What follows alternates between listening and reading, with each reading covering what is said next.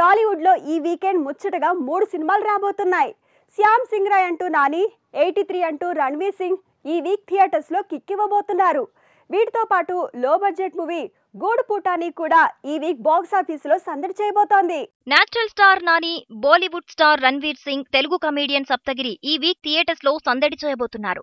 ఎవరికి image market పరంగా పోలిక లేదు, ఒక్క సినిమాతో మరో మూవీకి పోలిక లేదు. కానీ ఈ వీక్ థియేటర్స్ లో కిక్కిచ్చేందుకు 3 సినిమాలు సందడి షురూ చేశాయి. నాని కెరీర్ లోనే భారీ బడ్జెట్ మూవీగా తెరకెక్కింది శ్యామ్ సింగ్ రాయ్. టాక్సీ వాలా హిట్ తర్వాత రాహుల్ సంక్రిత్యాన్ తెరకెక్కించిన సినిమా శ్యామ్ సింగ్ రాయ్. సాయి పల్లవి, కృతి శెట్టి, మడోన్నా సెబాస్టియన్ తో నాని జోడీ కట్టి చేసిన ఈ ప్రయోగం శుక్రవారం ప్రపంచవ్యాప్తంగా నేచురల్ స్టార్ ఫేట్ డిసైడ్ చేయబోతోంది. రణ్వీర్ సింగ్, దీపికా పదుకోన్ మరోసారి కలిసి చేస్తున్న ప్రయోగం 83. ఇండియాకు వరల్డ్ కప్ వచ్చిన నేపథ్యంతో తెరకెక్కిన ఈ మూవీ ఓ రకంగా మాజీ క్రికెటర్ కపిల్ దేవ్ బయోపిక్ లాంటిది. బజరంగి భాయిజాన్ లాంటి హిట్లు తీసిన కబీర్ ఖాన్ తెరకెక్కించిన 83 మూవీ హిందీతో పాటు సౌత్ లాంగ్వేజెస్ లో కూడా రిలీజ్ అవుతోంది.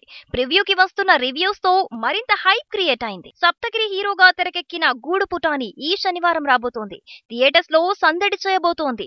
అయితే పెద్ద సినిమాలతో పోలిక లేకున్నా, పోటీ కాకున్నా విచిత్రంగా ఈ మూవీ కూడా అందరి అటెన్షన్ లాక్కుంటోంది.